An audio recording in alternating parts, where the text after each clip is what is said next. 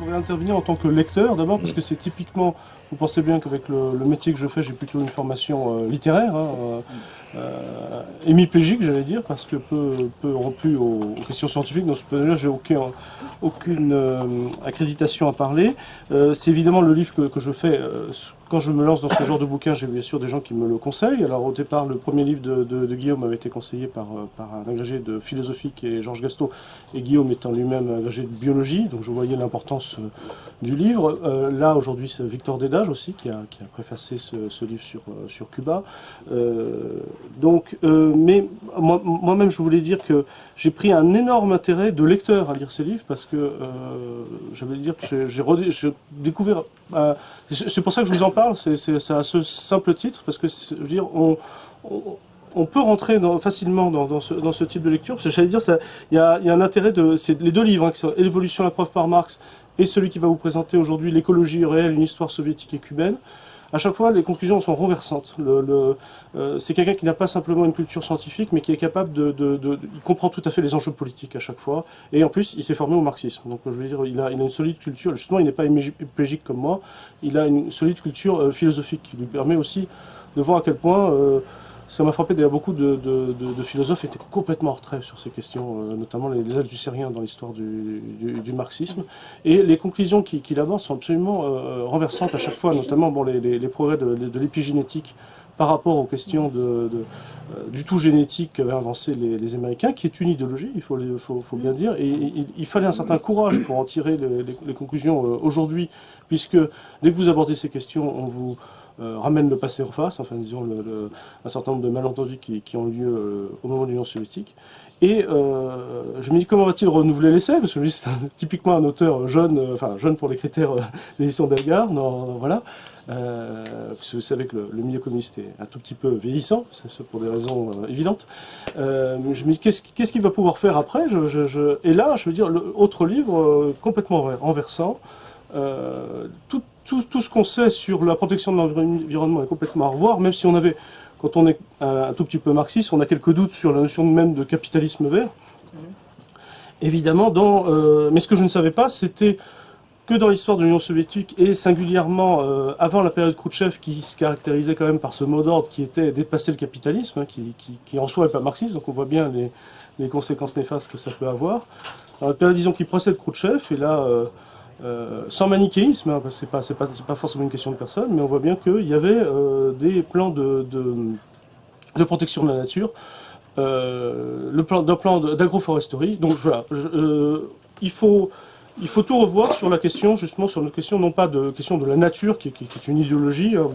Beaucoup de gens dans cette librairie sont rompus à ces problématiques. La notion même, par exemple, l'équilibre naturel, philosophiquement, est quelque chose l'humanité repousse les barrières naturelles, et là pour ça, on a suffisamment fait de conférences sur Hegel pour que disons que ça vous soit suffisamment familier. Mais pour ce qui est donc justement de repousser les barrières naturelles, on se pose toujours les questions de défense de l'environnement, de notre environnement, qui se pose à chaque question, à chaque moment, à chaque étape. Et effectivement, pour ça, il faut faire une forme non seulement avoir les critères scientifiques, et faire aussi de l'histoire. Et donc non seulement le livre précédent, Guillaume Soin, parlait avec beaucoup de maestria aussi de philosophie marxiste, en plus de la biologie, et aujourd'hui là, il fait un peu l'historique de deux pays dont l'histoire est absolument méconnue. Et je remercie Victor Dédage d'être venu. Merci beaucoup. Peut-être lui passer la parole aussi pour présenter. Après, en tout cas, j'espère qu'il va me remplacer très vite aussi pour participer au débat. Merci beaucoup. Et je passe tout de suite la parole à Guillaume. Et encore merci. Et je vous dis, voilà, là, c'est la première fois que je voulais intervenir en tant que lecteur pour dire mon immense plaisir à rentrer dans ces textes qui a priori semblent ardus pour des non-scientifiques, mais qui peuvent se lire, j'allais dire, ligne à ligne, quoi. Voilà, c'est quelque chose que je vous conseille. Voilà. Et voilà. Merci beaucoup pour cette présentation, c'est très gentil. Merci pour l'invitation aussi. Je vais essayer de présenter le livre de façon la plus simple possible pour essayer de situer peut-être le contexte. Tu parles d'hémiplégie, c'est vrai que j'ai une formation de scientifique et pas du tout littéraire. En fait, je suis en train de découvrir ce champ-là, concrètement, au fil de mes réflexions par rapport à la fois à l'histoire de l'Union soviétique et puis au concept d'écologie. Mais justement, il y a tout un tas de questions qui se posent aujourd'hui dans le courant, dans le mouvement marxiste par rapport à cette question d'écologie, qui questionnent même le mot. C'est-à-dire, est-ce que c'est juste de dire le mot écologie, ou est-ce qu'il ne faut pas plutôt parler de protection de l'environnement, ou tout un tas d'autres concepts qui nous permettraient de faire une synthèse. Et finalement, on se rend compte que ce qui se passe aujourd'hui, c'est surtout une espèce de tentative de régénération du marxisme à l'althusérienne un peu, sous la forme de ce qu'on appelle l'écosocialisme. C'est-à-dire, vous avez peut-être quelques références sur ce terme, un auteur qui s'appelle Bellamy Foster par exemple, qui a écrit un livre qui s'appelle Marx écologiste, qui est sorti il y a quelques années. Et puis plus récemment, j'aime bien en parler parce que c'est un livre aussi... réédité dernièrement. Ah bah tant mieux, parce que je voyais qu'il était, épuisé ce livre-là. Mais bon, c'est un livre, c'est pas le seul livre qui parle d'écosocialisme. Il y en a un plus récent, l'année dernière, qui est sorti de Paul Ariès, qui est je dirais un partisan de ce qu'on appelle la décroissance, qui est un écologiste, qui a aussi traité l'année dernière dans un livre de l'Union soviétique ou de la jeune Russie révolutionnaire dans ce qu'elle avait d'écologiste au départ. Et donc dans sa proposition à lui, le livre s'appelle Les rêves de la jeune Russie soviétique et une analyse de la décroissance sous le stalinisme, quelque chose comme ça. Et dans ce livre, on a une approche qui est totalement, je dirais, contraire à ce que moi j'ai voulu écrire par ailleurs dans mon livre. Donc c'est intéressant de confronter peut-être les deux points de vue. Et justement, je trouve que dans la partie où Paul Ariès, qui est un décroissant, parle de la Russie soviétique, il parle de deux moments totalement antithétiques. Le premier moment qui est une période d'explosion où on a eu un peu à la 68, une explosion d'idées nouvelles, révolutionnaires sur la pédagogie, sur l'écologie, sur le féminisme, sur le théâtre, sur l'art, la culture, etc. Portée par des bolcheviks qui s'appellent Bogdanov, vous connaissez peut-être, un philosophe, Bogdanov, Lunacharsky aussi, qui s'est illustré aussi d'ailleurs dans cette question d'écologie. Et puis une deuxième période où forcément on a le tyran Staline qui est venu écraser tout ça et imposer à l'URSS un productivisme, puisque c'est le mot qu'on utilise souvent, hein. On dit que la Russie a été productiviste. Ça aussi c'est un terme intéressant parce que en réalité pour un décroissant ça a un sens, mais pour un écologiste véritable ça n'a pas forcément de sens. Et là où je voulais en venir, c'est que si mon livre pouvait réparer au moins une injustice aujourd'hui, c'est de constater que dans le mouvement écologiste actuel, qui est très à la mode, personne ne rend hommage ni à Cuba, qui est classé par l'ONU ou par des organisations comme la WWF, donc des organisations qui ne sont pas pro-castristes, comme étant à l'avant-garde de ce qu'on appelle l'agroécologie. L'agroécologie, c'est une forme d'agriculture bio, mais je vous donnerai quelques éléments peut-être pour comprendre pourquoi on ne parle pas d'agriculture bio au sens strict à Cuba, mais on préfère parler de quelque chose de plus large qui est l'agroécologie. Puis deuxième injustice, l'autre aspect, je dirais, de l'écologie, c'est quand on parle d'énergie, hein, d'énergie renouvelable, etc. Et on se rend compte que là aussi, il y a une certaine avant-garde, je dirais, chinoise dans ce qu'on appelle la transition écologique, de laquelle on ne parle que rarement, hein, ou alors pour faire des critiques sur ce que c'est que l'énergie hydroélectrique, etc. Donc sur ces deux constats, moi ça m'a donné envie de voir peut-être l'héritage commun, parce que finalement Cuba et la Chine, d'une certaine façon, avec des reculs, enfin bon, dans une période difficile qui est la nôtre, sont des rescapés d'un camp qui s'appelle le camp socialiste et dont la matrice a été l'Union soviétique. Alors est-ce que l'URSS n'a été écologiste que dans les premières années, ou est-ce que c'est pas un peu plus compliqué que ça? Voilà, donc ça c'est un peu pour situer le contexte et pour vous dire que si j'ai choisi de dire le mot écologie et non pas décroissance, c'est bien parce que je veux lutter contre une première idée qui est celle de l'écosocialisme, c'est-à-dire une théorie de régénération où on prétend que Marx serait passé à côté de la question de la protection de la nature. Pire, Les thèses de Bellamy Foster, c'est de nous servir cette ineptie que Marx était le premier écologiste. Oui, mais encore alors, plus con. oui, c'est un peu absurde, mais ce serait peut-être intéressant de regarder d'un point de vue non pas philosophique, mais historique, et de constater que soit les écosocialistes, soit ils disent que Marx est passé à côté, soit il n'est pas passé à côté, mais c'est tout le mouvement communiste après qui est passé à côté.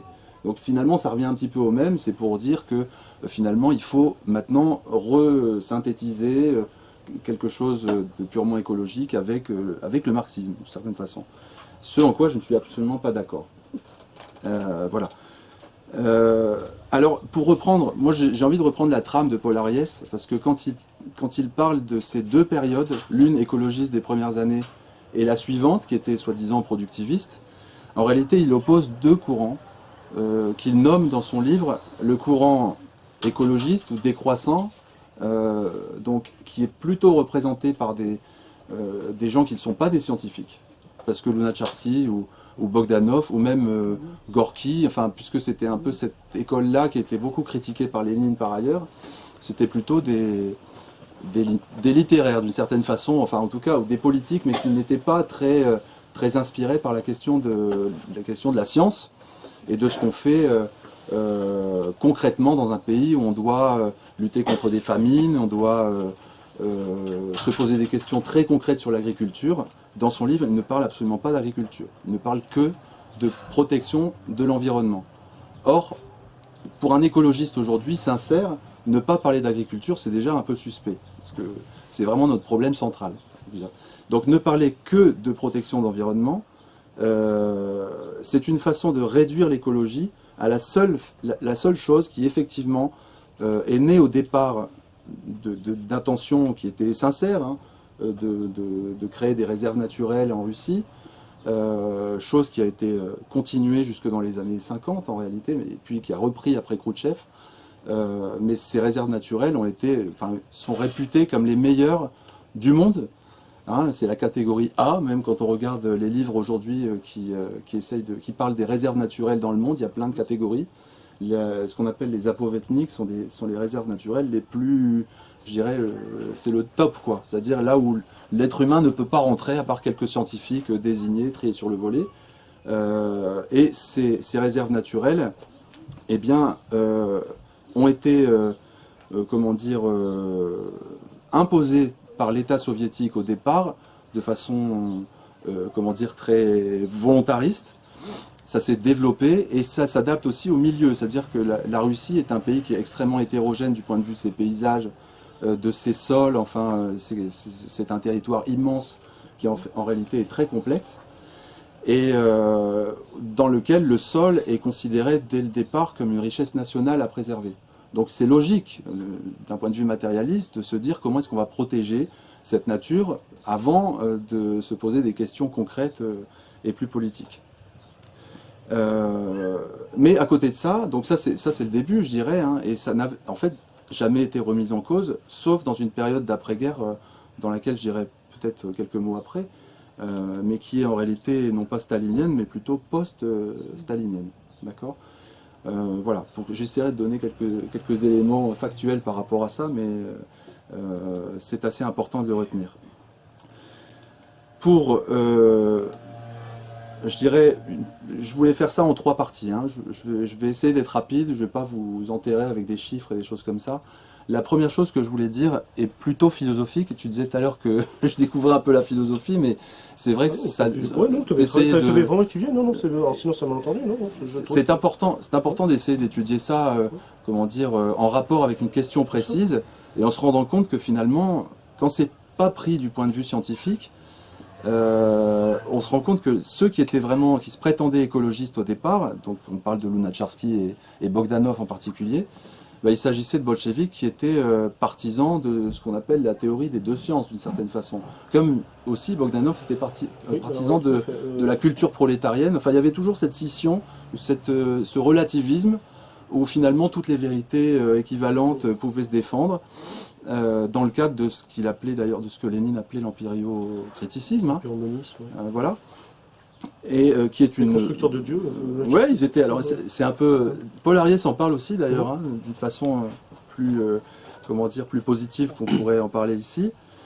Mais c'est quand même étonnant que cette théorie des deux sciences qui a été vraiment critiquée, qui a été considérée comme la théorie scientifique de l'Union soviétique, a en réalité ses racines dans ce que Paul Ariès considère comme les premiers, comment dire, les premiers partisans, quoi, d'une certaine façon. Et les gauchistes plutôt critiqués par Lénine, en fait. Et critiqués par Lénine. Et puis, en face de ça, on a ce qu'il appelle un camp scientiste. Donc, c'est dire un peu l'intérêt qu'il porte à la science, pour parler comme ça, qui sont toute une série de scientifiques qui, visiblement, étaient intéressés par les questions plutôt agricoles, mais ça se comprend, hein. C'était essentiellement des agronomes. Il faut savoir qu'en Union soviétique, enfin même en Russie au départ, hein, la diversité des sols est d'une telle complexité pour développer l'agriculture que même avant l'Union soviétique, la pédologie a été l'une des sciences centrales en Russie. C'est-à-dire qu'on a eu depuis le 19e siècle des savants comme Doukhotchaïev par exemple, qui se sont intéressés à la formation des sols, à la classification des sols. Enfin voilà, c'est le pays qui a le plus de diversité des sols, hein, contrairement peut-être d'une certaine façon à l'Europe. Et ce qui explique pourquoi il y a eu beaucoup de scientifiques qui sont partis dans une autre direction quand on parle de protection des sols et d'agriculture que l'Europe ou les États-Unis, hein, qui sont partis dans une autre direction qu'on connaît bien aujourd'hui, qui s'appelle l'agriculture intensive. Voilà.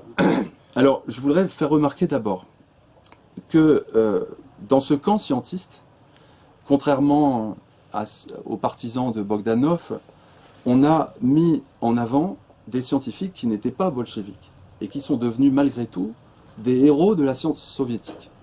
Et ça, on ne le dit pas de cette façon. On pense, alors le plus important de ces scientifiques s'appelle Vladimir Vernadsky, que vous connaissez peut-être. Et Vernadsky est considéré par tous les écologistes un peu sincères comme le père de l'écologie, en réalité. C'est celui qui a inventé la notion de biosphère.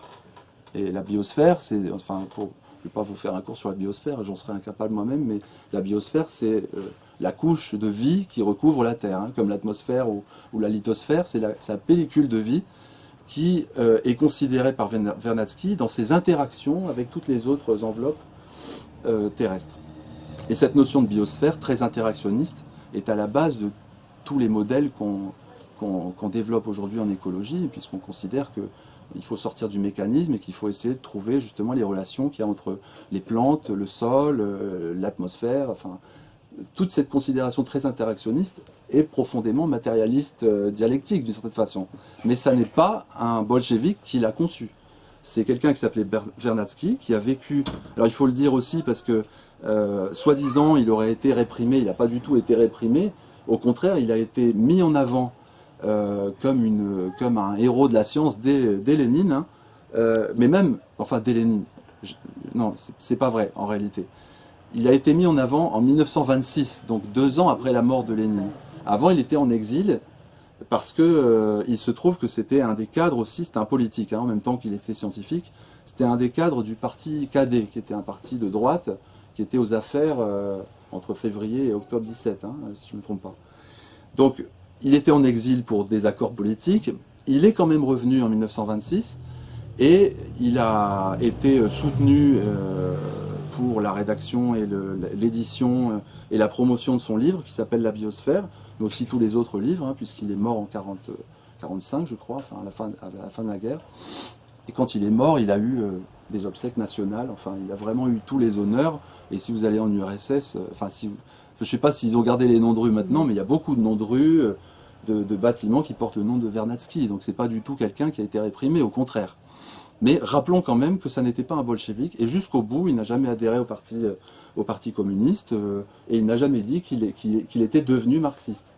C'est quand même étonnant que dans cette période qui est considérée comme la pire des tyrannies, on ait pu mettre en avant des savants qui ne sont pas idéologiquement conformes, et que par contre on a pu critiquer par ailleurs des bolcheviks, comme Lunacharsky ou Bogdanov, qui eux n'étaient pas des scientifiques, mais qui étaient politiquement adhérents au parti, mais qui avaient une théorie qui était hautement critiquable, hein. On y reviendra.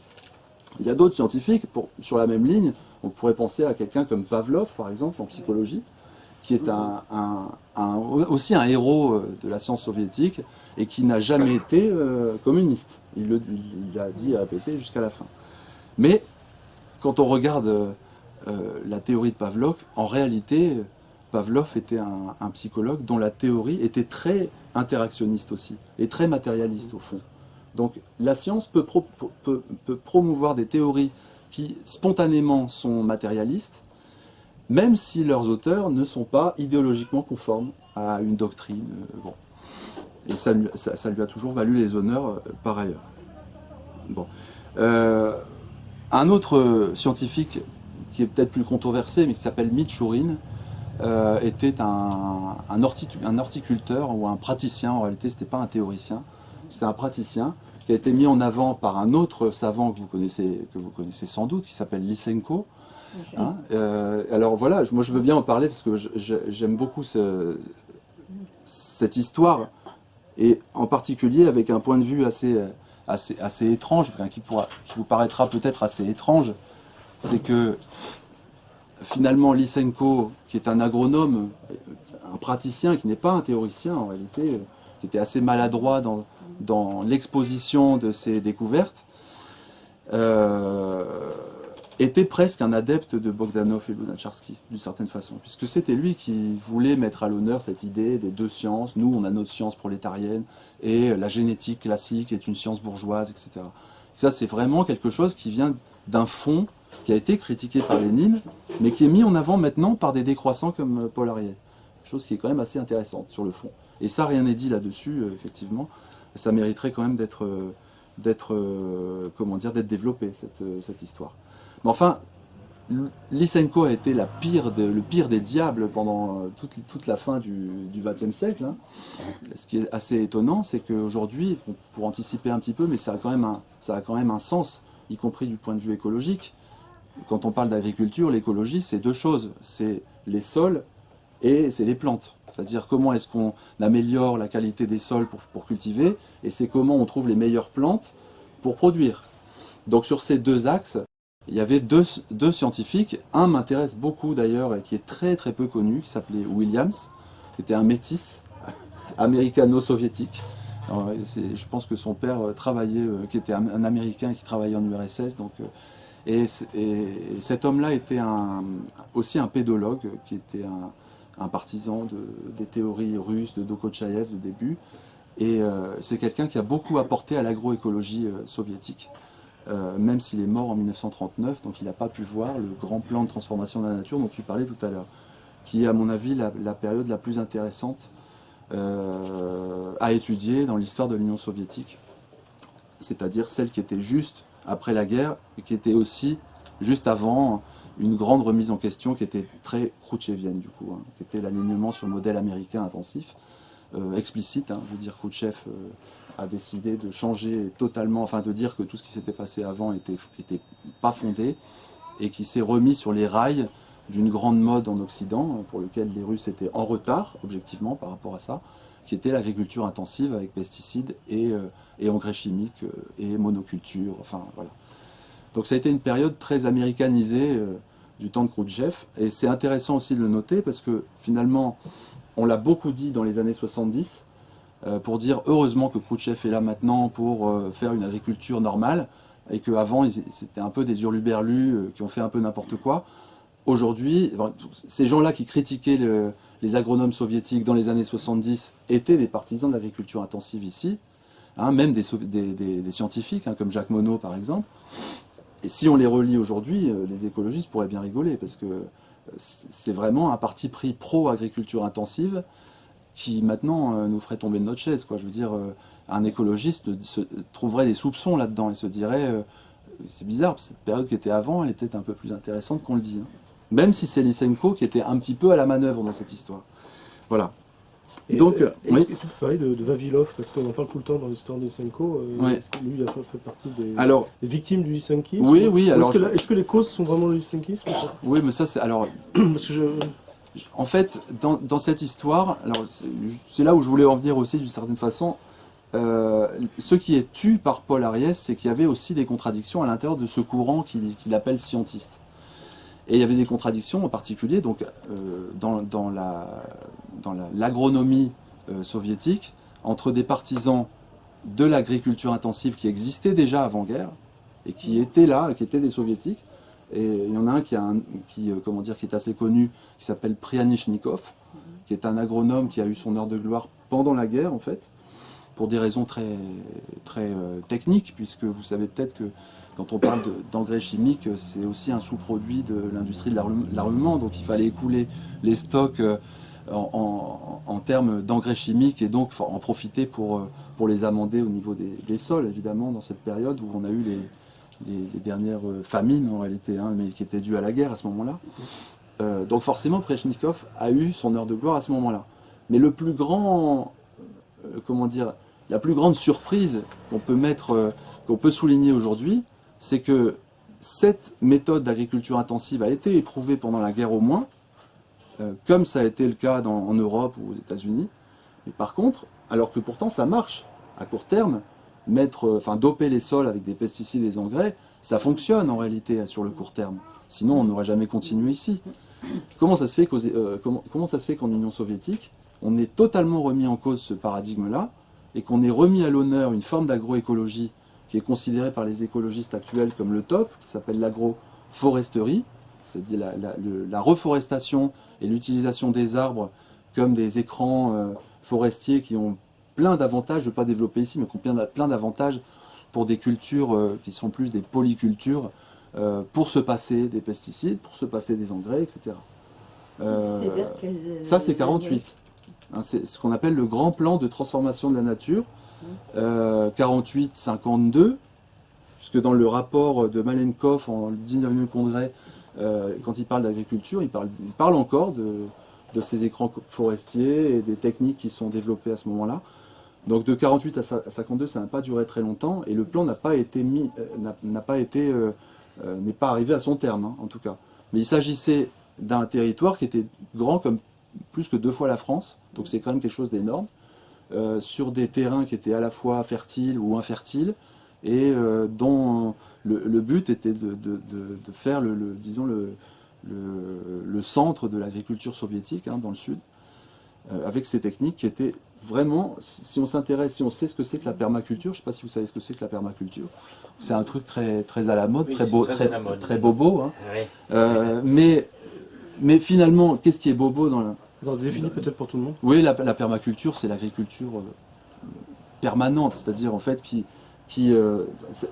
en gros, il y a deux façons de voir l'agriculture, hein. L'agriculture intensive, c'est produire massivement sur le court terme, puis se rendre compte sur le long terme que tout ce qu'on a mis comme substances chimiques érode ou finit par détruire les sols qu'on a voulu doper au départ. C'est ça l'idée, hein, de l'agriculture intensive. C'est ça qui pose autant de problèmes aujourd'hui en termes de production au niveau mondial. Et puis c'est finalement ce qu'on appelle l'agrochimie, c'est-à-dire considérer le sol comme un réservoir, sans vie, sans rien, comme un support pour les plantes, et donc rajouter dedans des substances chimiques pour satisfaire les besoins nutritifs des plantes.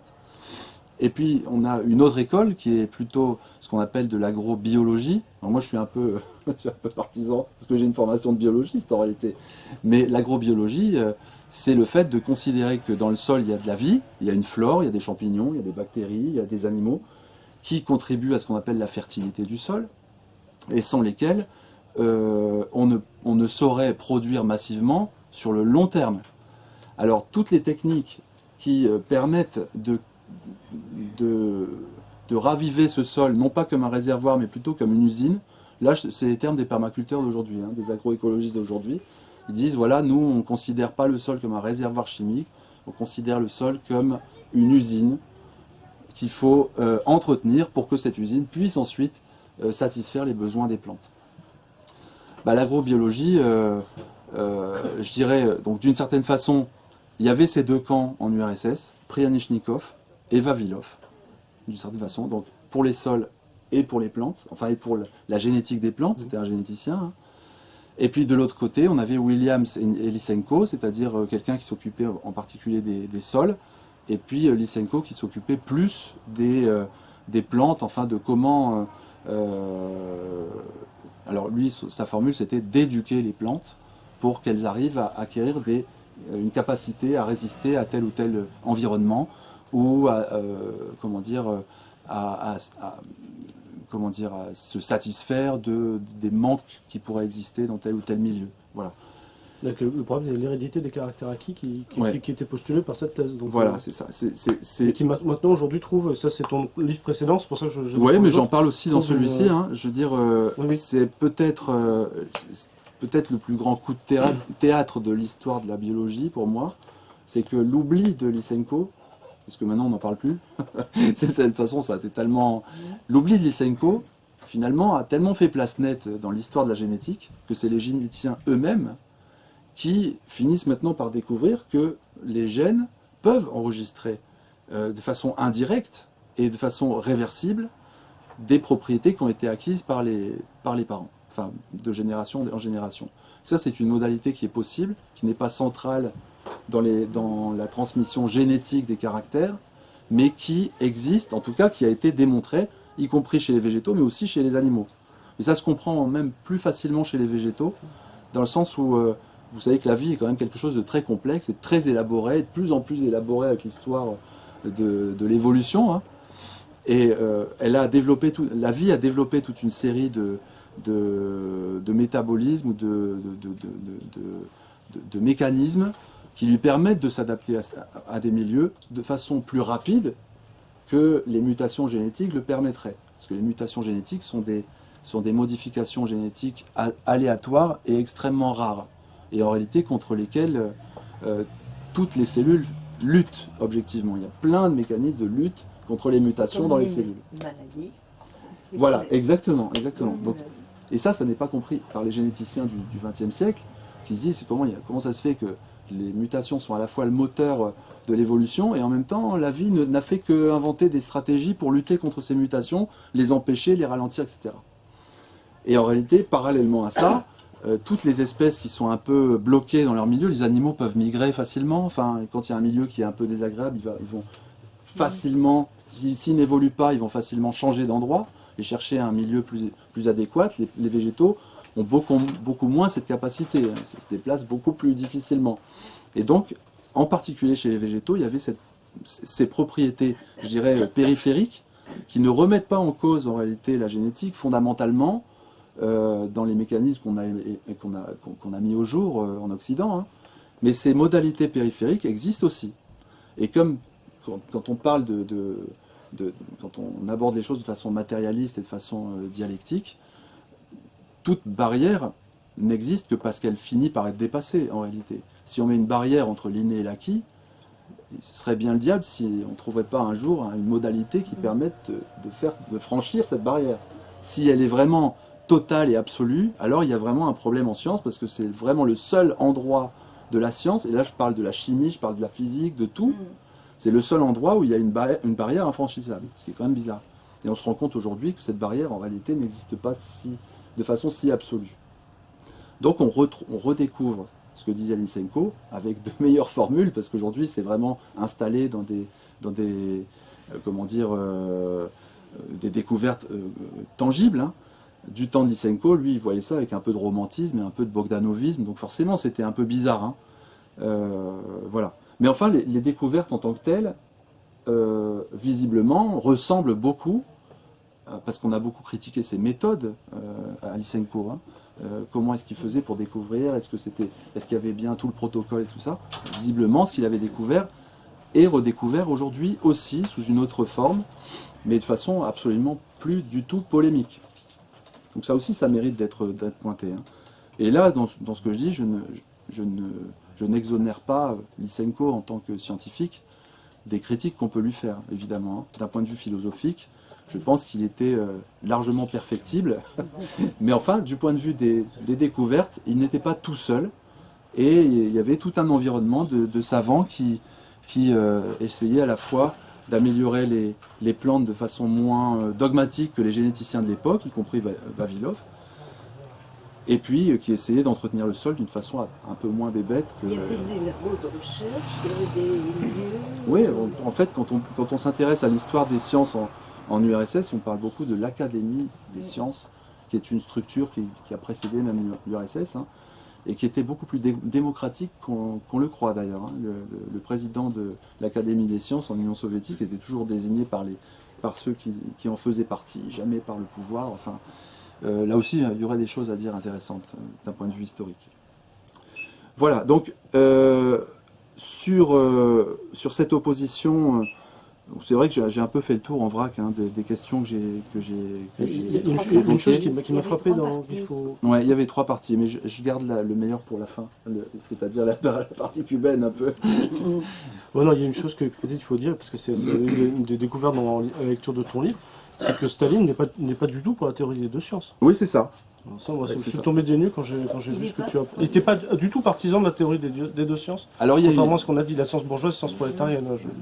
Je voudrais rendre hommage à un camarade qui s'appelle Denis Ustopal, qui est un historien qui a fait une thèse justement sur l'introduction de ce débat science prolétarienne, science bourgeoise en France à l'époque, qui a été très mal compris en France, mais visiblement quand on regarde les racines de ce débat en URSS, on se retrouve avec effectivement un Lysenko qui avait cette tendance bogdanoviste à séparer, à faire du relativisme qui est totalement anti-scientifique hein, sur le fond, et à voir Staline corriger certains de ses discours en barrant à chaque fois science bourgeoise, science prolétarienne.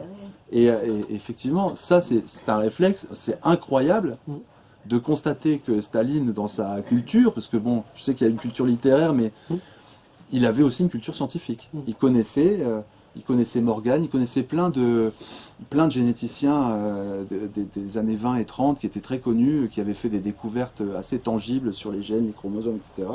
Et il était un peu au fait de ces questions-là. Il était capable d'annoter ou de mettre des notes de marge dans les discours de Lysenko qui étaient très très pertinentes en réalité. Et heureusement qu'il était là, peut-être pour brider un peu ce Lysenko qui, d'ailleurs j'ai appris récemment, qu'il n'a jamais été membre du Parti communiste en fait. Ouais. Voilà. Donc sur le fond, j'ai pas voulu vous donner trop de citations, hein, mais peut-être que je pourrais me permettre d'en faire une ou deux. Peut-être pour montrer à quel point finalement quand on parle de l'agriculture soviétique, oui c'est ça je pense le plus important, et c'est pour ça que ça va me faire arriver sur la question cubaine. Quand on parle de décroissance, ou qu'on réduit l'écologie à la seule protection de l'environnement, juste les réserves naturelles et on ne parle pas de l'agriculture, ou on parle de décroissance, c'est-à-dire que dès qu'on veut produire beaucoup, alors on est taxé de productivisme. En réalité, les seuls qui ont réussi à avoir un modèle agricole d'agroécologie, c'est-à-dire d'introduire toutes les méthodes qui permettent de faire du bio, parce que le bio, la définition du bio, c'est simple, c'est arrêter les pesticides et arrêter les engrais chimiques. Donc c'est simple le bio en réalité, mais vous savez à quel point c'est pas si simple quand on achète du bio dans les supermarchés. C'est du bio qui a été produit hors sol dans des cliniques qui sont hyper coûteuses en énergie et puis qui sont ramenées d'Espagne jusqu'en France. Enfin c'est un truc totalement absurde en réalité. De résumer le bio à ça, c'est vraiment très occidental pour le coup. Mais quand on veut assurer une autosuffisance alimentaire dans un pays sous blocus, ou dans un pays qui est encerclé par le capitalisme, ou même de toute façon, qu'on veut installer une certaine indépendance nationale, on est obligé de se poser des questions sur l'agriculture qui sont des questions de long terme. Et quand on parle de long terme, on est obligé de remettre en cause le modèle de l'agriculture intensive. Parce que tous ceux qui en ont été les promoteurs, y compris en Occident, commencent eux-mêmes à se poser des questions aujourd'hui. Donc, la question décroissance ou écologie me paraît très importante. L'agroécologie, c'est l'ensemble des techniques, quand on parlait de permaculture, c'est un peu la même chose, hein. C'est l'ensemble des techniques agricoles, quelle plante, faire pousser avec quelle autre plante, dans quel délai, sur quel type de sol, etc. Hein, c'est ça, hein, c'est un peu un livre de recettes. C'est faire du bio pour produire plus, littéralement. C'est faire du bio pour produire plus. Et si on dit ça, alors on devient productiviste aux yeux des décroissants. D'accord ? Or, ce qui est intéressant de noter, je reste quand même un peu sur l'Union soviétique, c'est que la période où on a vraiment appliqué, parce qu'il y a eu, ouais c'est ça, dans l'histoire de l'Union soviétique, cette agroécologie n'a pas été mise en place tout de suite. Hein, vous savez, il y a eu une conférence d'Ania Croiris ici même qui parlait de la collectivisation. en disant que cette période de collectivisation a eu un effet immédiat qui était d'arrêter les famines en réalité. La dernière famine qu'il y a eu, c'était en 1944, mais pour des raisons de guerre en réalité. C'était pas pour des raisons techniques qui étaient liées à la paysannerie féodale soviétique sur laquelle... voilà.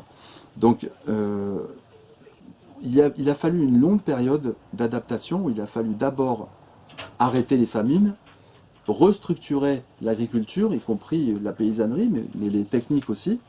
Et au bout de cette période de collectivisation, on a ce grand plan de transformation de la nature, mais ça avait été aussi expérimenté un peu juste avant la guerre, qui était, comment dire, des techniques totalement antithétiques à l'agriculture intensive. Donc, pourquoi cette période toujours au départ? Et ça ressemble un petit peu à ce qui s'est passé à Cuba.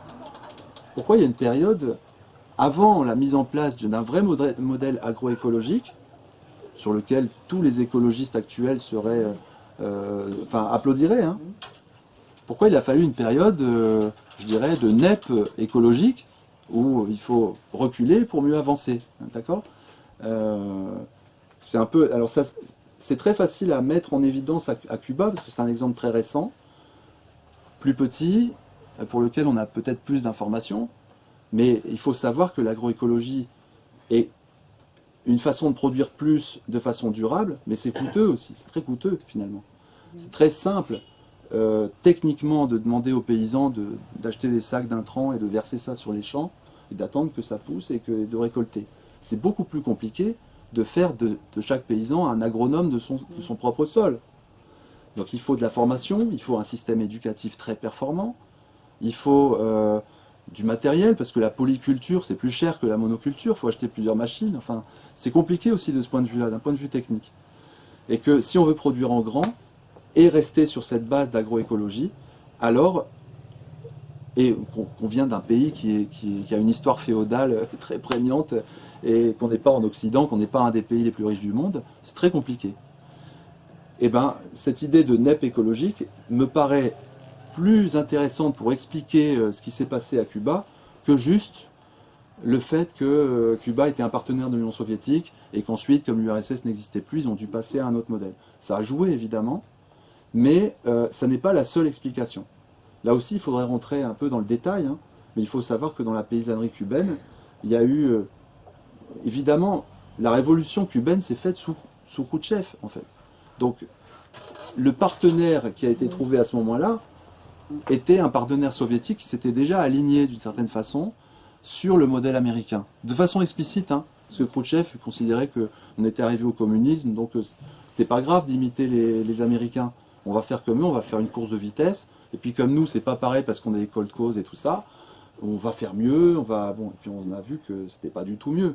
Parce que tout ce à quoi on pense en mal, d'un point de vue écologique de l'Union soviétique, je veux dire, la mer d'Aral, ou les sols au DDT, tout ça, en Moldavie, tout ça, ça date de Khrouchtchev en réalité. Ça date pas d'avant. C'est intéressant. Parce que pourquoi est-ce qu'on tait la rupture qu'il y a eu entre Staline et Khrouchtchev, de ce point de vue-là, alors qu'elle est très importante pour comprendre pourquoi le grand plan de transformation de la nature, ça n'a rien à voir avec la campagne des terres vierges de Khrouchtchev. C'est même son contraire. Ça mériterait d'être creusé. Bon, ça, c'est des pistes que j'ouvre dans mon livre. Hein. Je vais pas au bout. J'ai pas fait un travail d'historien là-dessus. Hein. Grand plan de transformation de la nature, c'est le 19e congrès, c'est ça? Voilà. Le grand plan de transformation de la nature, c'est de 48 à 52. La campagne des terres vierges, c'est à partir de 56. D'accord. Voilà. Donc, mais par rapport à cette question de NEP écologique ou d'origine du modèle, du leadership cubain aujourd'hui, c'est intéressant de voir que la question de la nature a toujours été au centre aussi des réflexions du Parti communiste cubain, de Fidel Castro, mais pas seulement. Il disait que la nature avait été un des acteurs de la révolution, la nature a abrité les maquis, donc qu'il fallait aussi, d'une certaine façon, protéger cet héritage-là, voilà. Mais au-delà de ça, hein, je veux dire, sur la question agricole, bien sûr, ils se sont alignés sur le modèle soviétique, lui-même aligné sur les Américains. Mais parallèlement à ça, cette paysannerie cubaine a toujours continué à produire, à faire un petit peu de polyculture et à tester des choses qui ont été utilisées, c'est pour ça qu'on sait qu'elles existaient, ces techniques-là qui ont été utilisées après les années 90 pour développer un autre, de façon très brutale hein, à Cuba, dans la période spéciale, ils ne sont pas partis de rien. Ils avaient quand même un certain héritage culturel, scientifique ou agronomique, qui venait de leur paysannerie quand même. Donc ça c'est important de garder ça à l'esprit. Ça a toujours été même un peu marginal dans la production agricole cubaine, puisqu'ils étaient quand même très monoculture. Ils vendaient leur canne à sucre en échange des denrées alimentaires classiques pour nourrir la population. Aujourd'hui, on est dans un tout autre contexte, sans partenaire. Et c'est peut-être ça qui est intéressant aussi sur la durée quand on regarde ce phénomène. Quand on est un écologiste, parce que moi je ne l'ai jamais été, je vais vous faire un aveu, je ne suis pas écologiste, hein, je suis marxiste, léniniste, hein, je vous le dis, cash. Et c'est complètement antinomique, je confirme. Mais le mot écologiste, j'estime quand même que il y a des militants qui découvrent la lutte par l'intermédiaire de cette question-là, en particulier. Et qui, avec un peu d'honnêteté, peuvent découvrir pourquoi Cuba est devenu un leader dans cette question-là. Pourquoi? C'est pas le fruit du hasard. Pourquoi on arrive à faire vraiment... Parce que les militants, par exemple en France, qui veulent faire une sorte de ferme collective où ils feraient que du bio, se rendent compte que tout autour il y a des pesticides et qu'ils n'arrivent pas vraiment à développer un marché autour d'eux, mais qui ont quand même quelques réussites, il faut le dire. Hein. Bah, ils sont en train de réinventer ce que c'est qu'un kolkhoz en réalité. Ça, objectivement, hein, parce que si dans une ferme, ça existe en France, on se met à plusieurs pour louer ou acheter une ferme, et qu'on va faire des légumes, on va faire de la bière ou du lait ou je sais pas quoi, ou du pain, tout ça, c'est pas la même chose, ça rapporte pas la même chose. Tout le monde va commencer à se battre hein, si chacun récupère uniquement le fruit de ce qu'il a produit lui-même tout seul. Donc on est obligé de rendre ça collectif. On se pose des questions aussi sur oui mais nous petits bourgeois, fils d'enseignants, je sais pas quoi, qui devenons agronomes, nous on a envie d'avoir des week-ends, on n'a pas envie de faire comme les paysans français, de jamais avoir de vacances et d'être sur le champ tout le temps, tout ça pour dépendre des grandes banques, etc. Et que donc ils finissent par s'organiser pour se libérer des week-ends et des vacances. Mais ça c'est le kolkhoz qui l'autorisait. Le kolkhoz, la grande évolution sociologique du kolkhoz, c'était ça, ou du kolkhoz ou du sovkhoz. Hein. Mais je dis ça parce que les kolkhozes ont toujours été majoritaires en URSS, hein, même sous Khrouchtchev, donc par rapport au sovkhoz. Sur la question cubaine, il y a eu aussi, je pense, une nappe écologique qui fait qu'aujourd'hui, son succès vient de plusieurs dimensions très importantes qui sont stratégiquement à mettre en avant quand on veut réussir un modèle agroécologique. C'est la question de l'infrastructure, je dirais. L'infrastructure, c'est la paysannerie elle-même. Est-ce qu'elle est apte à passer, à changer de modèle, elle qui, pendant des décennies, a appliqué l'agriculture intensive. Seul Cuba est capable de faire des mouvements de masse suffisamment importants pour être présent en termes de comités, de villageois. Ça se passe sous l'égide des syndicats cubains, les syndicats paysans qui s'appellent l'ANAP, qui dépend d'une internationale que vous connaissez peut-être, qui s'appelle Via Campesina, très présente en Amérique latine. Et cette organisation, ce syndicat, a pu déclencher un vaste mouvement de masse, de passage, enfin de transmission du savoir de paysan à paysan, de village à village, pour essayer justement d'adapter quelles sont les meilleures productions pour tel ou tel type de sol. Ce truc-là, c'est vraiment l'infrastructure. On ne peut pas décréter d'en haut un modèle, une transition vers le modèle agroécologique sans que les paysans soient d'accord au départ, hein, ou qu'ils soient au moins en mesure de se dire c'est possible, quoi. C'est possible, on peut le faire et on va s'entraider pour le faire. Ça, c'est la base, je dirais. Hein. C'est très marxiste, finalement.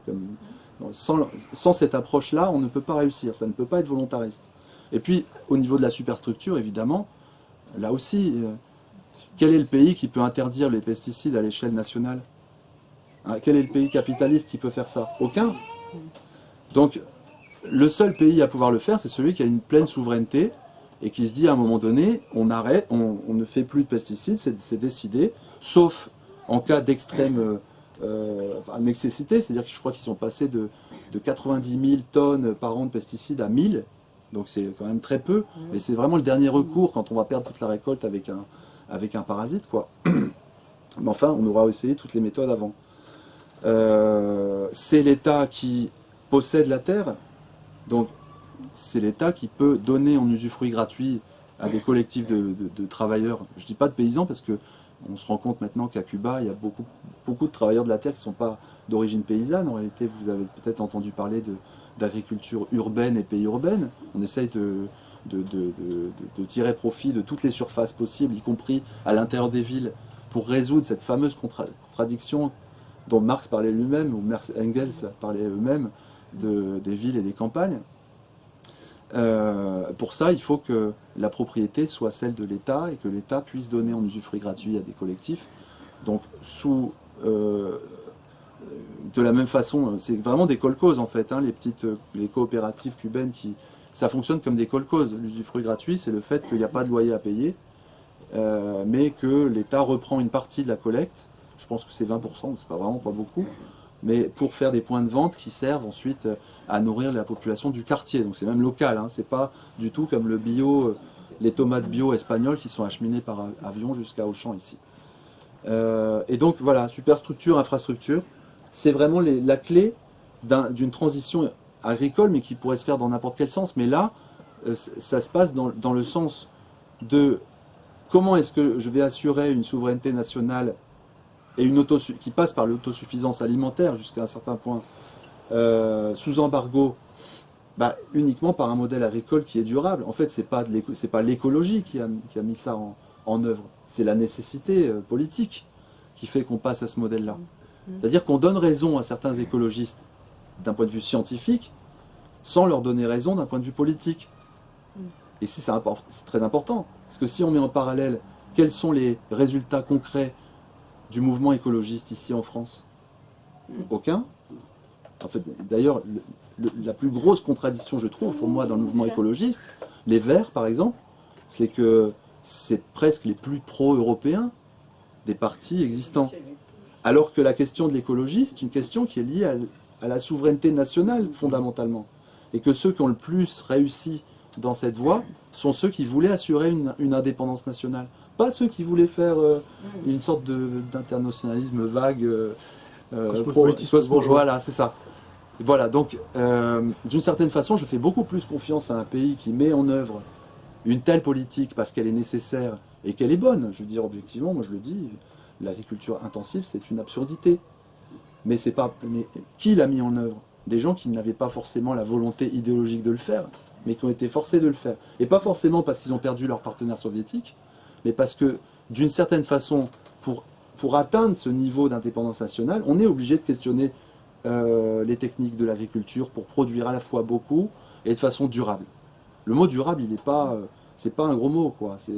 Durable, c'est le mot à la mode aujourd'hui pour parler du long terme, qui a toujours été le souci des marxistes, des bolcheviks depuis le départ, en fait. Préserver une richesse naturelle qui permet au peuple de subsister de façon plus ou moins autonome, indépendamment de l'encerclement. Voilà. Je vais peut-être m'arrêter là, je vous laisserai poser des questions sur peut-être plus précis.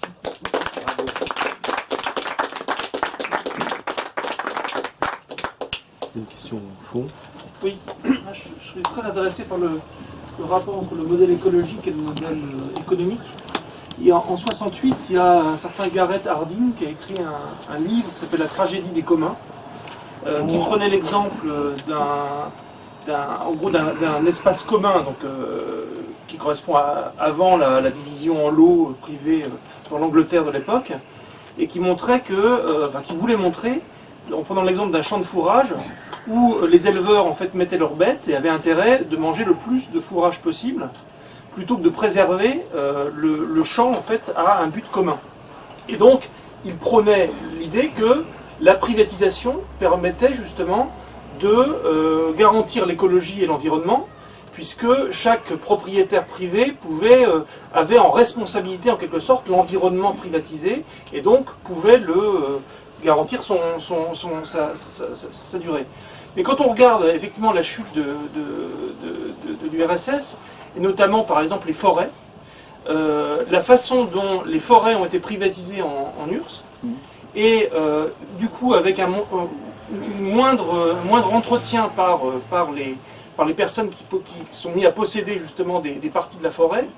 Et il y a quelques années, je ne sais pas si vous avez eu écho, des grands incendies qui ont lieu en Russie post-soviétique au niveau des forêts, et qui est dû directement au fait qu'on a privatisé donc, ces forêts, on a supprimé tous les postes d'agents ou de fonctionnaires qui avaient comme rôle de les entretenir en créant notamment des coupe-feux pour empêcher justement que les incendies se propagent.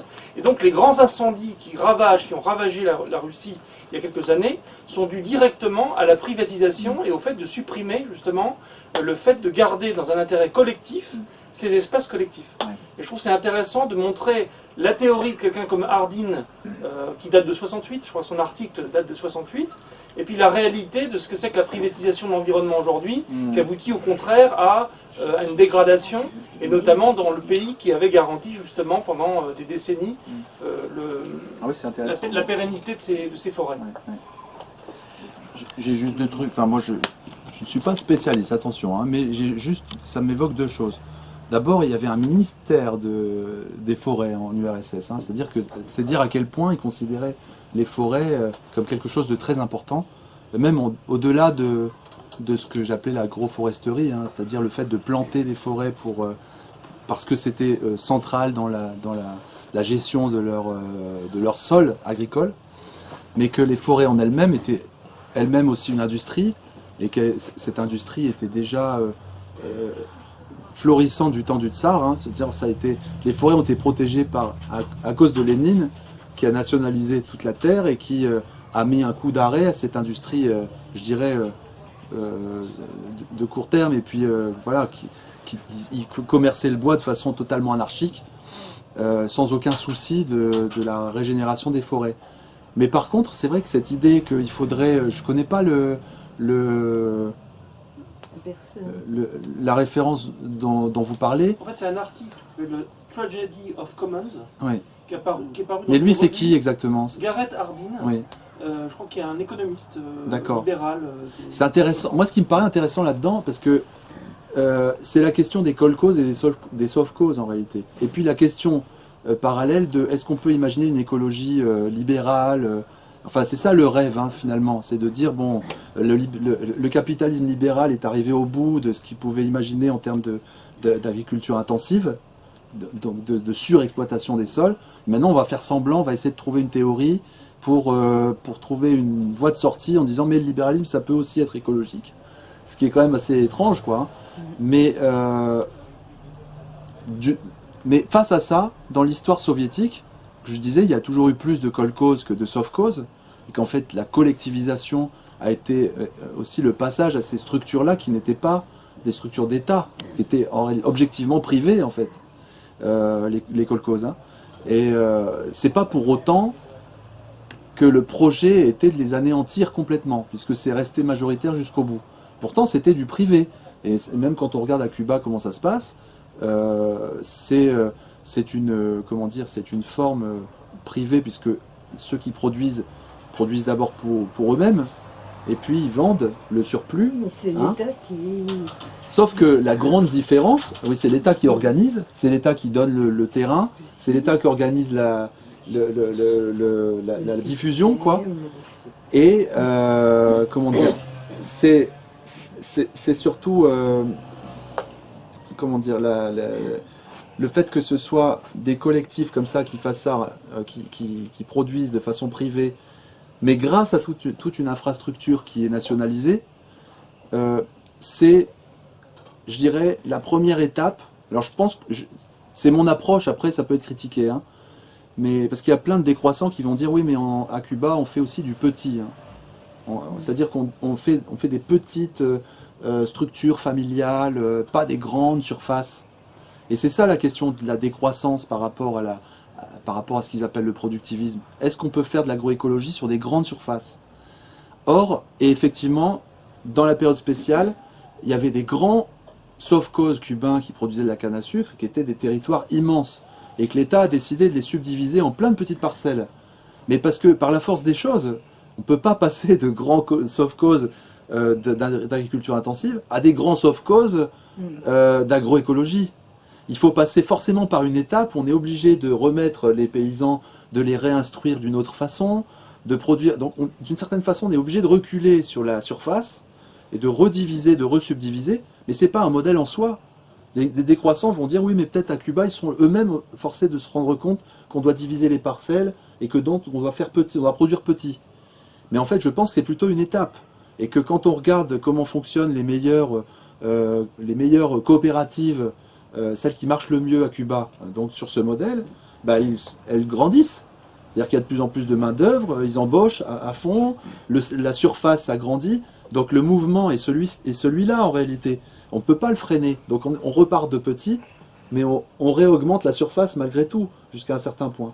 Et c'est ce qui explique pourquoi, par exemple, en URSS, enfin, ou même en Russie aujourd'hui, on le voit de façon assez détournée, mais il y a des kolkhozes aujourd'hui qui subsistent en Russie, même en Ukraine. Je me souviens avoir vu un documentaire de Colin Serrault, je ne sais plus comment ça s'appelle, où on parle d'un grand kolkhoze ukrainien qui fait du bio. C'est-à-dire qu'en fait, ils avaient mais vraiment une grande surface, quoi. Hein. C'est vraiment le modèle anti-décroissant au possible, mais ils faisaient du bio parce que le propriétaire s'était rendu compte très tôt, dans les années 70, que les engrais chimiques, c'était pas bien, que ça faisait baisser la qualité des produits et tout ça. Ils avaient décidé collectivement d'arrêter ça. Et donc, ils le faisaient sur de grandes surfaces et ils ont subsisté jusqu'à après l'Union soviétique.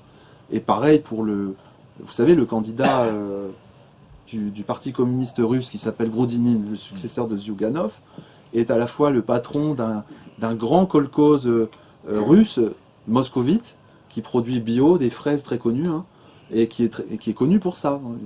La Russie est un peu le leader du bio, d'une certaine façon. Et là-dedans, on retrouve en fait d'anciennes coopératives ou des kolkhozes. Avant, c'était un sovkhoze. Bon, maintenant, forcément, ça a été privatisé. Donc, c'est un kolkhoze, de fait, dont le surplus sert à d'autres choses qu'à abreuver les grandes banques internationales, puisqu'ils n'arrêtent pas de construire des hôpitaux à l'intérieur du kolkhoze. C'est assez intéressant de voir comment ils évoluent aujourd'hui. Mais donc, le modèle privé, c'est-à-dire, est-ce que le libéralisme pourrait trouver une échappatoire en disant que le modèle privé... Non, le modèle privé sur cet aspect-là, c'est le modèle du kolkhoze. Et en réalité, c'est un modèle qui est soviétique à la base. Même si on peut l'appeler privé, c'est pas libéral, quoi. Le modèle soviétique, c'est celui, la science réfléchit de façon non anarchique. Et le capitalisme, c'est l'anarchie de la production, fondamentalement. Donc c'est l'absence de vision de long terme, et puis c'est l'absence aussi de structuration, de comment on va produire, avec qui, avec quoi, etc. C'est surtout des actionnaires. Oui. C'est-à-dire, c'est le problème de la propriété, tout simplement. Oui. C'est surtout ça. La propriété collective ou la propriété par des actionnaires qui a priori, ne participent aucunement à la production eux-mêmes. Oui, tout à fait. C'est pessimiste, en fait. Il n'y a que 2 pays qui peuvent... Non, alors justement, moi je voulais pas qu'on soit pessimiste. Cet exemple, moi j'ai vu un exemple d'une petite ferme française qui réinventait le kolkhoze sans le savoir, hein, je veux dire, des fils de profs qui veulent pas, voilà. Mais je trouve ça quand même positif. Parce que si on discutait avec ces... Pardon ? Ce qui serait pessimiste, c'est qu'il n'y a aucun pays. Oui. En réalité, même en France, il y a eu ça, la grande époque des coopératives. C'était un peu après, mais pas tellement après. On a oublié ça. Ouais. La même époque où il y avait où on a lancé les mutuelles, les coopératives, c'est-à-dire une propriété collective par les gens qui travaillaient, que ce soit les entrepreneurs ou l'ensemble des travailleurs qui travaillaient dans le cadre productif de l'entité, qui pouvait être, bien souvent, ça a été les coopératives agricoles qui ont eu leur beau jour, mais d'ailleurs... Ce qui est intéressant dans les coopératives, c'est un point d'histoire qui n'a pas été très travaillé par nos historiens. Oui, mais ce qui est intéressant, c'est que c'est comme la Commune de Paris, c'est les limites qui nous intéressent aussi. Une coopérative va se développer et va rencontrer des limites qui sont de plus en plus politiques en réalité. C'est-à-dire que si c'est ce petit groupe d'agronomes qui vont produire du bio, je ne sais plus dans quelle dans quelle région, vont vite se heurter aux législatifs, voilà. Et que justement, ça n'est qu'une preuve par l'absurde de la nécessité d'avoir un État qui impulse tout ça. Et qu'un îlot d'agriculture bio Mais qui dans n'est un pas océan de mais qui pesticides n'est pas nécessairement n'a pas d'avenir. propriétaire. Oui, Non, eux d'ailleurs... Qui joue le rôle d'une mais, institution pour la gérer, c'est un point important. Oui. Mais je fais juste une parenthèse.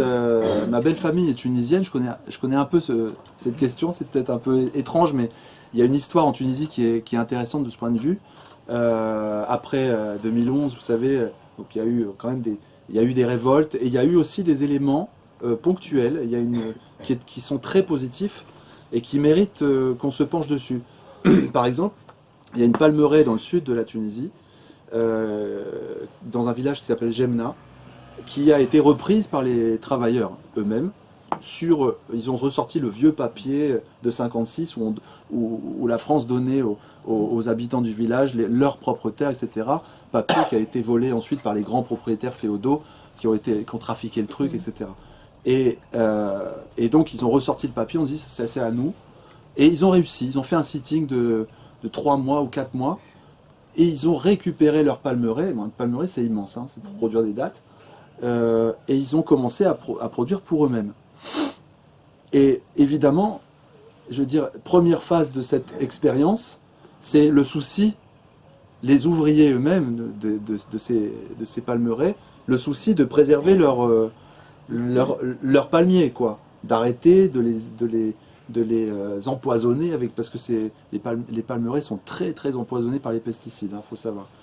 Donc d'essayer d'arrêter ça, et puis de faire un bénéfice de leur vente qui était tel qu'ils n'en revenaient pas, quoi. Ils ne revenaient pas de ce qui allait dans la poche des propriétaires féodaux. Ils ont commencé à construire un truc pour faire le marché sur la place publique. Ils ont aidé à financer des écoles, des stades, même dans les villes à côté. Enfin bref, une expérience qui montre à quel point, quand on arrête de donner ce surplus de fric dans des paniers percés, on arrive à faire des choses qui sont inoubliables pour les villageois eux-mêmes. Et puis deuxième époque, alors maintenant le Gemna est considéré comme le diable par tous les médias tunisiens, qui leur opposent une lutte vraiment juridique, hein, et une diabolisation, c'est-à-dire qu'on les empêche de vendre de façon normale, donc ils sont obligés de faire des ventes aux enchères une fois dans l'année.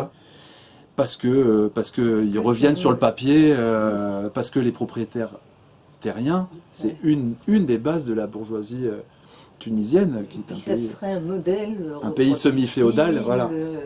Alors ils attaquent sur le point, il faut respecter la loi. Maintenant qu'on est une grande démocratie, il faut que tout le monde joue le jeu. Enfin c'est ça Mais derrière, il y a quand même une répression et une limite d'une expérience qui, pour moi, a un caractère socialiste, objectivement, et qui s'oppose à un État qui ne l'est pas. Et qui donc, à un moment donné, va commencer à réprimer, quoi, hein, c'est clair. Voilà. Et donc, voilà. C'est pour ça que la question de l'indépendance nationale est si importante quand on parle de ces questions-là. Il y a plusieurs questions. Vas-y. Oui. Alors, je voulais vous poser une question, c'était 2 questions en une, à propos des produits cubains, des produits de la terre. Parce que vous savez très bien, et mieux que moi, que le sucre a été un produit historique qui a construit la nation cubaine, comme aussi le tabac. Donc, on a, par exemple, le témoignage de ce très grand essai écrit par Fernando Ortiz, Contrapunteo del tabaco y del azúcar. Et donc vous avez parlé d'une certaine fragmentation des grandes ingenios, non, comme on les appelait. Est-ce que maintenant quelques ingenios survivent, ou bien tout a été fragmenté? Arrêtez, non. Il y a quand même une partie, on continue de produire de la canne à sucre à Cuba. Ça continue d'exister, hein. Ouais. Mais c'est beaucoup moins qu'avant. Ça, c'est une certitude. Ouais. Et bien sûr, ils ne vont pas arrêter complètement quelque chose qui était devenu assez traditionnel dans l'agriculture. Voilà. Mais sur une nouvelle base légale qui est de tenter d'arrêter au maximum les pesticides et de cultiver autrement.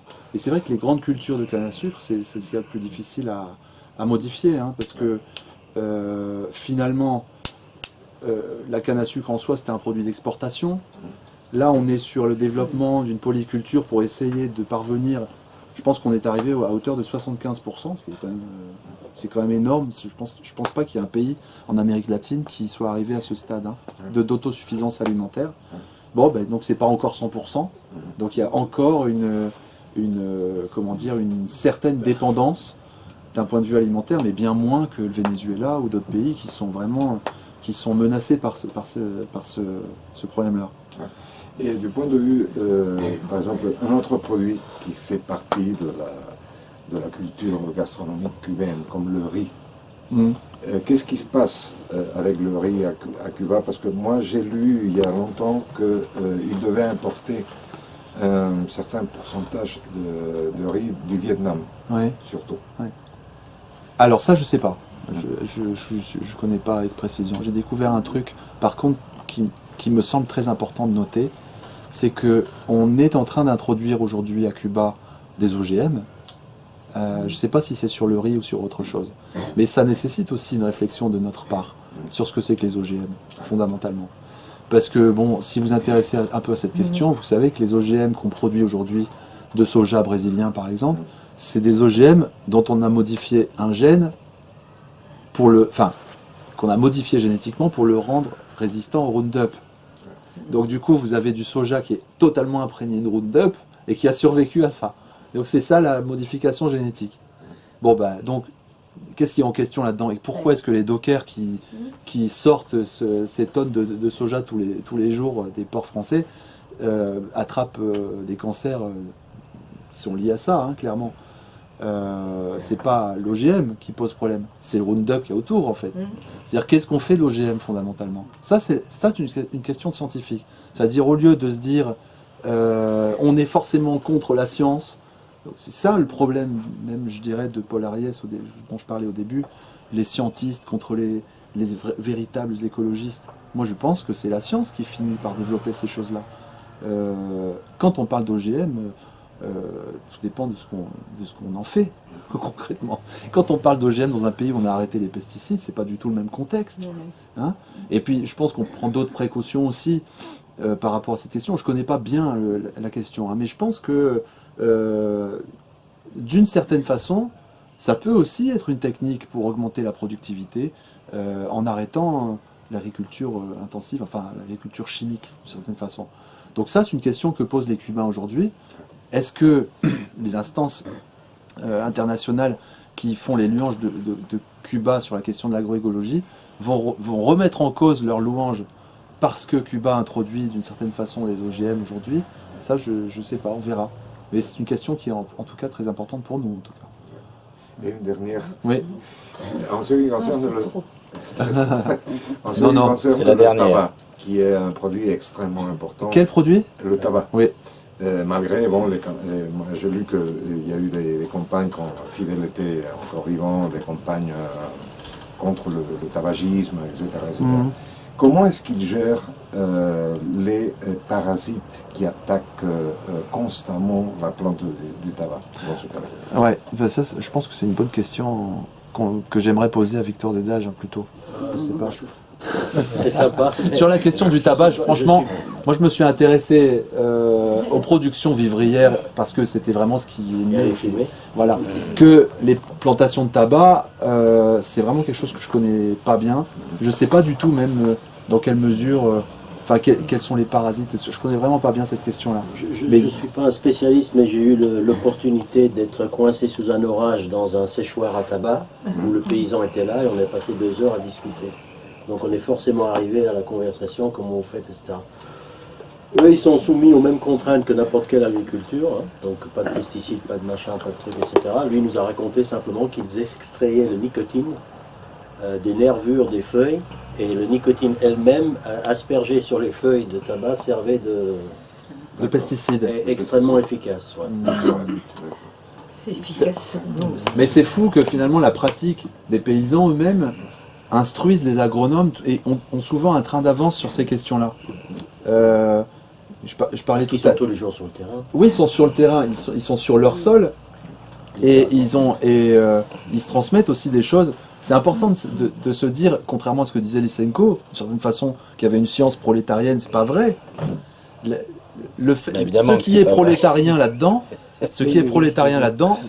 c'est justement de prendre des choses qui existaient déjà, parce que même les techniques dont on parlait sur l'hérédité des caractères acquis ou je sais pas quoi, c'est pas Lysenko qui les a inventés, et c'est même pas les Russes d'une certaine façon. Mais ils ont eu la capacité à un moment donné de prendre des choses qui étaient intéressantes et dont le dogme de la génétique classique occidentale ne voulait pas, par contre, parce que eux ils étaient dans un dogme. Il y avait des généticiens aussi en URSS, comme Vavilov et d'autres, hein, mais je précise d'ailleurs qu'il y a eu des généticiens, même à l'époque de Lysenko, hein, des Gebrak et d'autres, qui n'ont pas été du tout réprimés dans leur travail. Et Vavilov, c'est l'exception, là. Mais Vavilov, si j'ai bien compris, mais c'est assez obscur, hein, parce qu'à chaque fois qu'on lit un article sur Lysenko et Vavilov, finalement, il y a une phrase sur Vavilov comme quoi il aurait été envoyé au goulag par Lysenko. Bon, là, je parlais de Vernadsky tout à l'heure, qui était un des cadres du parti KD et qui était en exil jusqu'en 1926. C'était pas pour son côté scientifique qu'il a été mis en exil, c'était pour son activité politique. Sur Vavilov, c'est quelqu'un qui, comme Prenchnikov, faisait beaucoup de voyages en Occident pour discuter avec ses copains agronomes, agrochimistes, etc. Et que peut-être que cette connivence a fait qu'il y a eu, moi j'en sais rien, je suis pas historien, mais quand on creuse un petit peu, il y avait quand même des chefs d'accusation. Donc c'est pas pour disculper Lysenko, parce que j'en sais rien, hein, mais il n'était pas en capacité de mettre des chefs d'accusation comme toi tu as fait de la génétique, tu vas aller au goulag. Ça c'est absurde. C'est d'autant plus absurde qu'il y avait des généticiens qui ont continué à exercer sous son mandat, je dirais. Tu fais bien de le dire. Voilà. Et alors, il y a juste une chose sur laquelle je pense que pour préciser, est-ce que je peux parler vas-y, après on passe la parole à Nicole qui veut parce que moi, tu opposes, disons, des sortes d'idéologues, les Bogdanov, les Lunacharsky, à ce que tu appelles les scientistes. Mais le terme scientiste a une définition plutôt péjorative qui veut dire qu'on plaque tout phénomène humain à une sorte de réductionnisme biologique. Et au contraire, je trouve que vraiment tout le sens de ton exposé, c'est de montrer justement ce qu'on peut appeler l'humanisme. C'est-à-dire que le but en soi, c'est sauver une population, c'est développer l'humanité, produire s'il le faut, quand il le faut, sur le long terme, avec ce bon côté, du côté du rap, avec cette fin qui est l'être humain. Donc justement, elle s'oppose à cette espèce d'écologisme idéologisant. Là, aujourd'hui, on emploie le terme idéologie à tort et à travers, alors qu'en fait, ça vient de Marx, hein, et c'est péjoratif chez Marx. Maintenant, il n'y a plus que les marxistes qui sont idéologues dans le discours dominant. Mais là encore, tous les mots, il faut donner un sens plus pur aux mots de l'attribut. C'est pas péjoratif, c'est dialectique. Voilà. Donc justement, pourquoi on oppose certains écologistes qui ont une conception magique de la nature, c'est pour ça que je faisais la distinction environnement-nature, bien sûr que c'est une donnée, mais il y a une dialectique de la nature que vous voyez pas forcément Hegel, parce qu'il n'y a pas Darwin, hein, bien sûr, mais que Engels voyait très bien, puisqu'il a même écrit dessus, Lénine aussi. Mais le but, c'est quand même la survie de l'humanité. Donc de ce point de vue-là, bien sûr, il faut chercher une sorte d'équilibre des sols, etc. Mais il n'y a pas d'équilibre naturel au sens où l'être humain ne devrait pas bouger par rapport à une nature intangible. Au contraire, il la modifie, mais il faut toujours la modifier dans un but qui est l'humanité. C'est la valeur suprême, c'est cette survie de l'humanité. Et à mon avis, tu les coinces. Hein, je sais pas, c'est pas ton but en soi. T'as pas fait un livre forcément polémique, mais à mon avis, je pense que c'est une ressource polémique, mais explosive. Tu coinces tout le discours de l'écologie politique depuis des années 70, en montrant que justement, comme il ne se pose pas la question de la souveraineté nationale, c'est-à-dire la question même de l'indépendance, ce que disait Cicéron, Salus Populi Suprema Lex, la salut du peuple et la loi suprême. Si à un moment on ne se pose pas de la question de pourquoi on fait de la politique, c'est-à-dire et entre une conception mythifiée de la nature que moi je trouve quasiment nazifiante, hein, parce qu'il y a eu cette écologie-là, elle a existé, elle est fasciste, hein, au contraire, elle existe encore, oui, exactement. Et des fois elle imprègne même des gens à gauche. Et si on le replace pas, et au contraire ce que tu développes pas, c'est tout sauf du scientisme précisément. C'est de l'humanisme, et donc qui se sert de l'humanisme se sert de tous les acquis de la science et puis les critiques, c'est comme ça qu'on voit que finalement Lysenko pouvait être à la fois retard et en avance sur certaines côtés. Mais c'est la science, c'est toujours comme ça. Il suffit de dire les grands épistémologues. Il y a toujours des va-et-vient. Et voilà. Mais pour moi, c'est pour ça que vraiment, c'est pas pour te tresser des lauriers, mais je trouve que ça a des conséquences politiques absolument renversantes, quoi. Voilà, c'est pour ça que. Je te passe tout de suite la parole, mais je vais juste ajouter un truc à ce que vient de dire Aymeric. Ça va être très bref, rassure-toi. C'est que le problème que tu évoques, qu'on vient d'évoquer, etc., sur un aspect humaniste qui serait ignoré par ceux qui se qualifient d'écologistes et depuis longtemps. En réalité, il est très simple, et c'est le débat que j'ai eu avec des camarades qui me servaient le Marx, premier écologiste, ou Dieu sait quoi.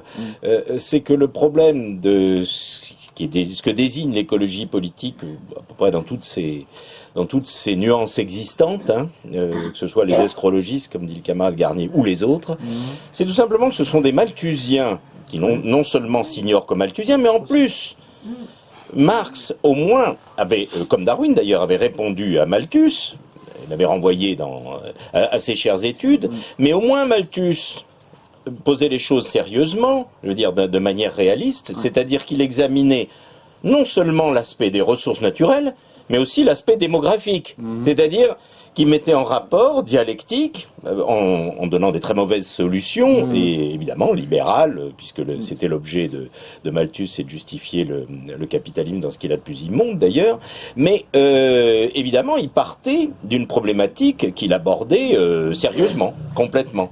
Tandis que nos écologistes aujourd'hui sont des Malthusiens, des néo-Malthusiens si on veut, mais qui en plus oublient la moitié du problème parce que ça les arrange. C'est-à-dire le problème, ce que tu appelles l'humanisme, c'est-à-dire ce qui était pour Malthus la démographie, c'est-à-dire le développement de l'humanité, qui croît, elle. On peut peut-être décroître si on veut, mais enfin l'humanité, on n'a pas de raison d'empêcher les gens de faire des gamins et l'humanité de croître et de se développer. Donc c'est ce côté malthusien qui s'ignore, mais en plus d'autant plus disqualifié et se disqualifiant qu'il oublie la moitié de la question et donc il répond d'autant plus de travers. Je te passe la parole. J'ai oublié avec vous. Oui. Non, c'est surtout à propos, moi ce qui m'a posé un problème tout de suite, c'est le titre. Idéologie réelle, moi je sais pas ce que ça veut dire. Oui, mais c'est une allusion au socialisme réel. L'écologie réelle. Oui. C'est les pays du socialisme. Oui, c'est au pays du socialisme réel, tu as l'idéologie réelle. Oui. Je ne sollicite pas ton attention. Voilà. Non, mais parce que je ne vais pas faire des longs topos sur l'écologie. Venez le 17 ou acheter fais un peu de pub pour ta production. Fais un peu de pub. Mais en France, chez nous, on a les Verts, les écologistes, Greenpeace, etc., etc. Et ils ont un poids extrêmement important au niveau médiatique. Et moi, ce qui me frappe en tant que scientifique, je suis un peu comme vous, c'est l'ignorance des gens. L'ignorance des gens, je m'occupe de nucléaire, comme vous l'avez compris, l'ignorance des gens sur des problèmes qui sont des problèmes physiques. Un électron, un atome, qu'est-ce que c'est? Vous leur demandez ça, eh bien, ils ne savent même pas. Donc, c'est très frappant et ils ont un poids extrêmement fort, je peux dire, dans la société de communication dans laquelle on vit. Et par exemple, nous, on avait formé, enfin, je dis nous, j'étais encore peut-être dans les langes, mais enfin, en 64, en 64, le CEA a fait un labo à Cadarache de ce qu'ils ont appelé de la radioécologie. Et c'était un labo scientifique. Et en fait, à Cadarache, il y a pas mal d'usines nucléaires ou de rejets ou de choses comme ça. Et donc, ils voulaient étudier sur les plantes, les poissons, enfin, tout l'environnement, les effets de ces rejets, aussi bien dans l'air, etc. Donc, l'écologie peut être scientifique. Vous voyez, elle a des bases, on peut le faire, et j'en ai plein d'autres. Donc je vous donnerai le 17. Oui. On parlera ça le 17. Maintenant, si on en revenait au thème du livre, de Guillaume. Ah, moi j'ai appris des choses passionnantes sur le livre de Guillaume, sauf que je dis tout de suite que c'est pessimiste. Ou alors faisons la révolution en mai, là, bien, bientôt. Je compte sur mes étudiants. Mais ça m'intéresse. Oh, c'est le moment de répondre peut-être. Oui, vas-y. Aussi, sur le problème de la culture scientifique des citoyens, hein. Effectivement, et même j'irais plus loin, même dans le champ des militants, d'une certaine façon. Ah, encore pire. C'est-à-dire que il y a beaucoup Les morts de Roland Desbordes. il y a un gros courant très littéraire et un courant qui est finalement très peu scientifique. Et c'est bizarre que, vraiment je me rends compte de ça parce que je suis pas littéraire. Je veux dire, je me suis intéressé, j'ai eu une formation de marxisme après après m'être intéressé à toutes les questions en biologie et en géologie. Et moi ça m'a beaucoup aidé comme grille de lecture pour justement retrouver une certaine approche sur des questions, je dirais, épistémologiques que beaucoup de gens ne connaissent pas en réalité, sur la génétique, mais sur bien d'autres sujets, quoi.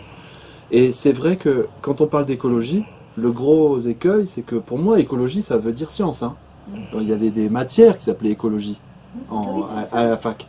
C'est pas une science politique. C'est une science. Et si le mot pose problème, c'est bien parce que justement, d'ailleurs, j'ai lu un texte d'un camarade de Béziers, Paul Barbazange, qui disait qu'il valait mieux parler de protection de l'environnement plutôt que d'écologie, parce que le terme était plus adéquat. Et finalement, moi je me pose la question, la protection de l'environnement, ça n'est qu'une petite partie. Si vous avez compris que le centre, c'est quand même... La protection de l'environnement fait encore partie des questions de la décroissance et du malthusianisme. Oui. Parce que au centre, la question, c'est de savoir comment, finalement, entre ces deux époques, qui ont, à mon avis, effectivement existé, une première époque un peu 68arde, au début de 17, avec plein de gens qui pensaient des trucs très révolutionnaires en théâtre, en tout, y compris en écologie, qui se sont dit, tiens, on a nationalisé les terres, qu'est-ce qu'on peut faire? On va tout de suite protéger les réserves naturelles et tout ça, c'est pas mal. Je veux dire, sachant que les réserves naturelles sont une... Pourquoi est-ce que les seuls habilités à rentrer, c'est les scientifiques? Parce que ça sert à quelque chose. Ça sert d'inspiration pour trouver comment les plantes s'organisent entre elles, justement pour savoir dépasser ça et appliquer ça dans des pratiques agricoles, gérées scientifiquement, etc. On observe d'abord la nature, on ne la nie pas. Et ça aussi, c'est d'abord de la science, qui s'appelle l'agrobiologie. Donc, c'est vraiment le point de vue scientifique qui permet de dépasser ces questions. Et quand on a une vision trop littéraire, je dirais, ou trop... romantique, comme tu dis, de l'écologie, on a un regard tourné vers le passé, donc on a avant le capitalisme, du temps où ça allait très bien, du temps de la féodalité, du temps où il y avait une harmonie. Oui, c'est moi je pense à quelqu'un, par exemple... toujours un renvoi à un avant mythifié. Quelqu'un qui m'intéresse beaucoup, qui n'a jamais existé. je ne sais pas si vous connaissez quelqu'un qui s'appelle Claude Bourguignon, hein, qui est un agronome assez connu parce qu'il fait beaucoup de conférences, et qui a très souvent raison sur les questions d'agriculture intensive. Enfin, c'est une pointure quand même, hein, voilà. Il dénonce le fait qu'on a arrêté de faire de la biologie quand on parle d'agronomie et qu'on fait plus que de la chimie. Et il a raison là-dedans. Mais quand on va au bout de son raisonnement, moi je me pose la question, qu'est-ce qu'il dirait en allant à Cuba? Qu'est-ce qu'il dirait concrètement? Je ne sais pas. Lui, il mythifie la grande époque féodale de l'équilibre agro-silvopastoral. Mais donc ça va pas plus loin finalement, son niveau de réflexion, c'est de dire que le progrès n'a jamais été qu'une suite de désagrégation d'un potentiel qui n'existe plus aujourd'hui. Et ça, c'est pas bien. Parce que la science devrait justement, avec moins de chimie et plus de biologie, je dirais pas de chimie, mais plus de biologie en tout cas, plus d'approches interactionnistes qui voient les choses sous forme de rapport. C'est très marxiste de voir les choses sous forme de rapport, de forme dynamique et non pas sous forme fixiste. Le sol est une dynamique, ça évolue. Ce sont des rapports entre ce que donne le sol et ce que prend les plantes, etc. Et que de voir les choses de cette façon très matérialiste ne peut que nous permettre de dépasser les problèmes qu'on a d'un point de vue agricole. Après, sur Malthus, c'est clair que de toute façon, les organisations écologistes actuelles sont accusées de malthusianisme, objectivement. Mais elles le savent. Non, mais elles le savent.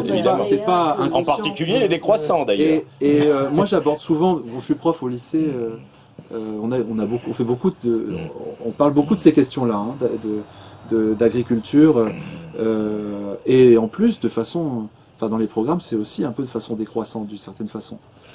Et on peut très bien aborder les choses autrement en disant que on a l'impression que la production agricole mondiale, voilà, on a de moins en moins de champs parce qu'ils sont de plus en plus dégradés. Et quel est le problème? Le problème, c'est qu'on est trop nombreux. C'est vraiment l'idée qui ressort de tous les élèves en général. On est trop nombreux. C'est Cochet qui Hein? voulait un enfant par famille. Tu te souviens? Oui, mais ça peut avoir une. Je veux dire, après, la question de la démographie, ce qui est rigolo, c'est que chez les décroissants, tout est limité, sauf la démographie.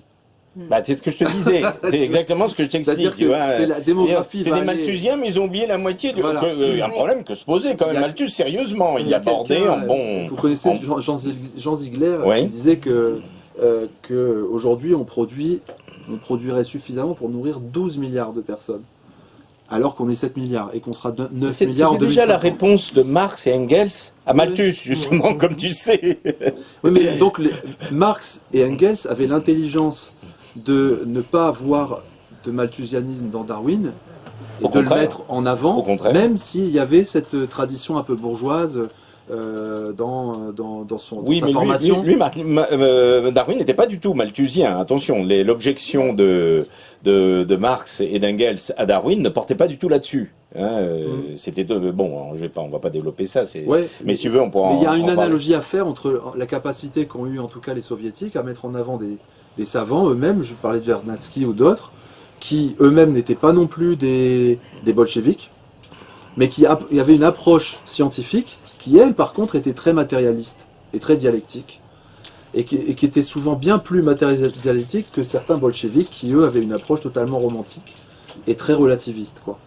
Et ça, je trouve que c'est très important, et qu'on peut intégrer Lysenko dans cette idée en disant, même lui, finalement, c'était un praticien, c'était pas un romantique, c'était pas un littéraire, mais c'était pas non plus un scientifique, c'était pas un grand théoricien, c'était quelqu'un qui disait les choses de façon très maladroite, mais dont les travaux, d'une certaine façon, sont un peu redécouverts maintenant, sans que, bien sûr, personne ne le dise jamais. Hein. Mais il ne parlait pas que de génétique, il parlait pas que d'hostilité. Je suis pas sûr que ça soit une bonne idée, j'ai déjà dit, de se passionner sur l'idée de suggérer qu'il faudrait réhabiliter d'une manière ou d'une autre Lysenko. À tout point de vue, idéologique, politique et même scientifique, je suis pas sûr que d'un point de vue historique, c'est intéressant de rappeler tout ce que tu as dit. Vouloir le brandir. Ça veut dire quoi, réhabiliter? Non, réhabiliter, ça veut dire réhabiliter, c'est-à-dire que il n'a pas été. C'est pas le personnage de Lysenko et ce sur quoi le problème, c'est que ce qui a suscité, et à mon avis à juste titre, l'hostilité et qui a fait que beaucoup ont combattu, y compris parmi les communistes et surtout parmi les scientifiques Lysenko, c'est les aspects politiques, non scientifiques d'ailleurs, qui ont été mis en avant et qui sont présents chez Lysenko, quel que soit le contexte. Donc à la limite, c'est pas le personnage Lysenko qui est intéressant, bon ou mauvais. Ce qui est intéressant, c'est de rappeler tous les aspects dialectiquement, d'un point de vue matérialiste et dialectique, de ce qu'a été la période, de ce que représentait parmi d'autres, et dans le contexte que tu as dit Lysenko, le fait qu'il y avait des éléments totalement contradictoires, que ces contradictions étaient dépassées d'une manière ou d'une autre, suggérer, alors, mais je vais pas pérorer là-dessus indéfiniment, mais sur les aspects de la génétique, je suis pas beaucoup moins spécialiste que toi, mais il y a des gros problèmes idéologiques, comme tu sais, et politiques qui tournent autour de ça, avec une forte distinction à faire entre la manière dont l'idéologie libérale, voire libérale-libertaire, importée des États-Unis, qui a produit y compris les ONG et les gens dont tu parles, cette version de l'écologisme, immédiatement politique, aborde les questions de génétique concernant le végétal ou concernant l'animal, comme tu sais. Comme quoi c'est totalement idéologique en réalité. C'est-à-dire qu'il y a une approche complètement différente. Tu as peut-être observé ce grand mouvement régressif contre la science et contre la production de la science rationnelle. A amené, moi je peux t'en parler en tant que libraire, des phénomènes étranges, d'énormes succès en librairie, de livres de plus en plus régressifs, je veux dire d'un point de vue intellectuel de la connaissance, où on va vers l'abrutissement mystificateur qu'on croyait être du passé, justement, depuis l'après-guerre au moins. Avec le truc sur le secret de la vie des arbres. Alors, on a eu l'intelligence des animaux. Tu vois les conséquences qu'a fait Flores pendant 2-3 ans. Les animaux sont plus intéressants que nous. Maintenant, les animaux déçoivent un peu. Donc, on est redescendu aux plantes. Et là, je peux dire, j'ai un bouquin sur l'intelligence des plantes. Alors, tu vois, d'un point de vue épistémologique, mais l'importance politique qu'ont ces dérives épistémologiques, toutes sur le même mode régressif. Parce qu'il s'agit toujours de récuser, au travers de l'intelligence humaine, les scientifiques, la science totalitaire, oppressive, du simple fait de sa rationalité. C'est le développement d'un relativisme tous azimuts et qui est totalement anti-humaniste. Dans la tradition des 68 arts, justement, que ce soit Foucault, Deleuze et compagnie. Et même Lévi-Strauss, de certains structuralistes. Donc, c'est homogène historiquement à ce grand mouvement idéologique, totalement régressif, pour des raisons d'anti-humanisme et pour des raisons on parlait de Darwin tout à l'heure, que combat Patrick Thor, qui réhabilite, il n'y a pas besoin de le réhabiliter, qui a fait découvrir, y compris au milieu scientifique français, y compris la suite de l'origine des espèces, puisque je fais partie d'une génération qui était persuadée que Darwin n'avait jamais écrit sur l'espèce humaine, parce que pour des tas de raisons politiques, stratégiques, religieuses, Dieu sait quoi, il n'y avait pas de traduction depuis 1880 quand même.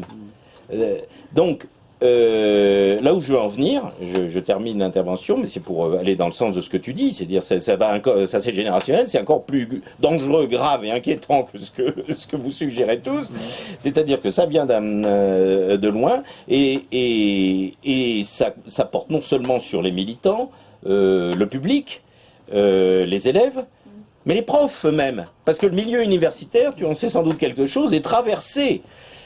Le fait que les études scientifiques soient dévalorisées aujourd'hui est exactement l'inverse de ce qu'on connaissait dans les années 60. Il fallait être matheux, il fallait faire des études scientifiques, il fallait être ingénieur. Mais exactement dans la même époque, on a toujours dit c'était mieux avant. Parce qu'actuellement, on a tendance à être un peu inquiet de ce qui nous guette. Tous ceux qui ont vécu adultes ou adolescents les années 60 savent très bien que c'était exactement l'inverse. On n'a pas toujours dit c'était mieux avant. À l'époque, je veux dire, dans les années 60, ça va être formidable, ça va être beaucoup mieux que maintenant, ce qui se présente à nous. Ça s'est complètement inversé, et c'est complètement homogène et symétrique à ce mouvement de régression idéologique vis-à-vis de la science et du rapport à la raison, à la rationalité humaine. C'est le corollaire. Et l'écologisme politique, notamment, est né de ça. Oui. Je pense que sur cette idée qu'il y a eu un premier et un deuxième mouvement dans l'écologie soviétique, si on peut dire ça comme ça, c'est qu'en fait c'est un processus de maturation. C'est une forme immature et pas scientifique au départ, et ensuite une forme scientifique qui est beaucoup plus mûre et plus applicable techniquement dans un deuxième temps. Et que forcément il y a eu un dépassement qui a fait que certains n'ont plus eu la parole et d'autres l'ont eu, mais que le mouvement général a quand même été celui d'une maturation. Vas-y. Je réinterviens. Non, par rapport à la notion d'humanisme, qui est quand même très importante, parce qu'effectivement, par rapport à votre bouquin, il y a l'idée que l'économie et l'écologie concourent ensemble au progrès de l'homme. Et on a l'impression, effectivement, aujourd'hui, en écoutant certains écologistes, qu'il y a au contraire une séparation, peut-être depuis les années 60, avec un certain postmodernisme, et notamment, par exemple, la deep écologie. Je vais refaire référence à un bouquin de Christopher Stone des années 60 aussi, qui s'appelle Should Trees Have Standing? C'est-à-dire, est-ce que les arbres devraient avoir des droits? Et donc il faisait toute une théorie en considérant qu'il fallait que des éléments de l'environnement aient en quelque sorte des droits autonomes qui pourraient être défendus en justice avec des réparations écologiques suite à la dégradation de l'environnement. Donc là, l'homme est totalement retiré du domaine juridique, qui est centré quand même sur l'homme sujet de droit, pour l'affecter justement à des éléments de l'environnement. Et c'est un livre voilà. Et ça fait référence aussi, ce que disait Émeric Monville, sur effectivement le fascisme, puisque la première déclaration des droits des animaux, C'est les nazis. c'est sous les nazis. Oui, c'est les nazis. C'est les nazis qui ont inventé le droit des animaux. Et donc on a l'impression que depuis que, effectivement, notamment la chute de l'Est, etc., on avait cette idée justement que l'écologie et l'humanisme allaient ensemble, d'une séparation entre les deux, et avec l'idée effectivement du coup que le progrès humain, il faut revenir avant l'homme. L'homme serait en fait la raison de la dégradation de l'environnement en soi. Donc quelque part une espèce de péché originel lié à l'homme qui détruirait l'environnement par lui-même, et que ça serait en rétractant l'homme justement de la nature qu'on pourrait défendre la nature. Oui, il est de trop. Voilà. Il est de trop. Et c'est notamment, je ne sais plus comment s'appelle ce bouquin aux éditions, d'autres éditions à la Fabrique, sur l'homme contre l'anthropocène. Je ne sais plus comment le titre exactement de ce bouquin. C'est intéressant parce que là c'est un marxiste qui explique que, contrairement à l'idée que la dégradation de l'environnement viendrait d'une espèce de péché originaire de l'homme, on peut au contraire le dater historiquement de l'époque industrielle, du développement d'un certain capitalisme. Et donc ça recontextualise, et il me semble que c'est très important de le faire, la dégradation de l'environnement par rapport à un régime économique plus qu'à l'homme lui-même. Voilà. Oui, Et ce que j'appelais deep écologie, l'écologie profonde, c'est un courant de l'écologie qui justement remet en cause la place de l'homme dans l'environnement en disant que c'est l'homme qui est responsable de cette dégradation. Je trouve que c'est intéressant. Oui, enfin, on peut peut-être ajouter simplement d'un point de vue philosophique élémentaire et de base, ou on va dire épistémologique, que le terme même environnement n'a de sens que par rapport à l'homme. Tout à fait. Donc de toute façon, ça ne veut rien dire de parler d'environnement sans l'homme. Voilà. Oui, c'est vrai. Non, c'est vrai aussi que, parce qu'on n'a pas parlé du fascisme, mais effectivement, on voit, ça ne m'étonne pas cette idée du droit des animaux chez les nazis, parce que on sait bien de quelle façon très opportune on va accuser les bouchers cachers ou halal de ne pas respecter les droits des animaux. Et je me souviens d'une vidéo de Goebbels qui accusait, qui montrait les boucheries aryennes, magnifiques, très respectueuses des animaux, et comment est-ce que les bêtes tuées par les rabbins sont en train de souffrir dans leur sang, comme ça. On voyait des images. C'est un grand classique, hein. Mais c'est vrai que quand on regarde un peu du côté des nazis, en France, il y en a, hein, il y a égalité, réconciliation, des choses comme ça, qui sont aussi très attirés par ces courants naturalistes et nostalgiques. Des néo-fascistes, on va dire. Certaines, oui, néo. Mais... Il y avait un courant folkish à l'intérieur du nazisme, Oui, qui n'a pas forcément... le nazisme, c'est pas la même chose que le fascisme de Mussolini, tout ça, c'est des variantes. Les fascistes avaient le futurisme, le côté... il y avait des... Là, on pourrait dire d'un côté... je crois qu'ils appelaient ça une sorte de le fascisme de fer ou un truc comme ça, qui s'opposait. Enfin, Goebbels, et Goebbels a toujours joué les deux cartes idéologiquement, parce que de toute façon, ils sont pas à une contradiction près. Et voilà, mais c'est le courant folkish. En fait, on retrouve le bon vieux socialisme féodal dont parlait Marx dans le manifeste, en fait, et qu'on nous ressort à chaque fois, et qui est vraiment le sommet de la conscience politique de cette droite-là. Voilà. Bon, comme le temps passe, à moi qu'il y ait d'autres questions, je vais t'inviter à conclure. Et une conclusion qui va inciter, au cas où il ne serait pas encore, parce que c'était passionnant tout ce qu'on a entendu, à découvrir, à lire ton livre. Et donc, qu'est-ce qui pourrait être la conclusion de ton ouvrage, justement ? Je voudrais pas que ce soit considéré comme une conclusion pessimiste. Oui, J'ai entendu ça tout à l'heure. Elle ne l'est pas. Non, je pense que, sur plusieurs plans, je pense plutôt que le fait de revenir sur un certain héritage du mouvement communiste dans cette matière-là, qu'on appelle aujourd'hui l'écologie, et que finalement, de trouver assez rassurant d'avoir matière, parce que finalement, ça n'est qu'un livre... une ouverture qui mériterait des travaux beaucoup plus poussés d'un point de vue historique sur ce qui s'est passé en URSS, d'un point de vue agricole, etc.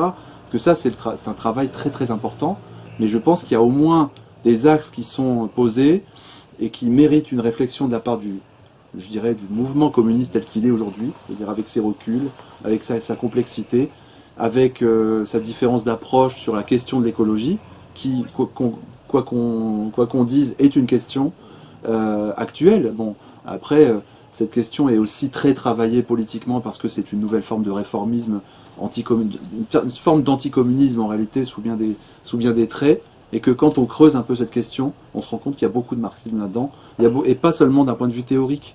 Quand on parle d'écosocialisme, ceux qui vont dire, comme l'ami Foster, que Marx était le premier écologiste... Il ne dit pas exactement ça, mais il dit qu'il a posé la suggère question qu'une bonne lecture de Marx permet de comprendre que l'écologie est déjà là-dedans. Mais c'est pas faux. La bonne écologie, d'après lui. Sur le fond, ça n'est pas faux de dire qu'il y a aussi une contradiction capital-nature. Enfin, ces choses-là existent et ça peut être intéressant de les voir de cette approche. Mais je pense encore plus intéressant de découvrir que des gens qui n'avaient pas vocation à être écologistes ont accompli en matière d'écologie des plus grandes prouesses que n'importe quel écologiste actuel en termes de militants. Je veux dire, ça n'est sans commune mesure de parler de la COP21 d'une part et de parler de ce qui a été acquis en URSS, on n'en parle à plus Cuba, du tout ou d'ailleurs même de la ailleurs. COP21, entre parenthèses. On n'en parle plus du tout de la COP21. Bien sûr, Et c'est pour cause. conçu comme ça. Belle leçon de dialectique. La COP21, c'était une affaire d'État, si je peux dire. Oui. Donc rien à voir avec l'écologie. Oui, mais c'est Par un peu, définition. c'est un peu ce qu'on suggère. Bon, donc Merci on de votre conclut invitation. là-dessus. Bravo.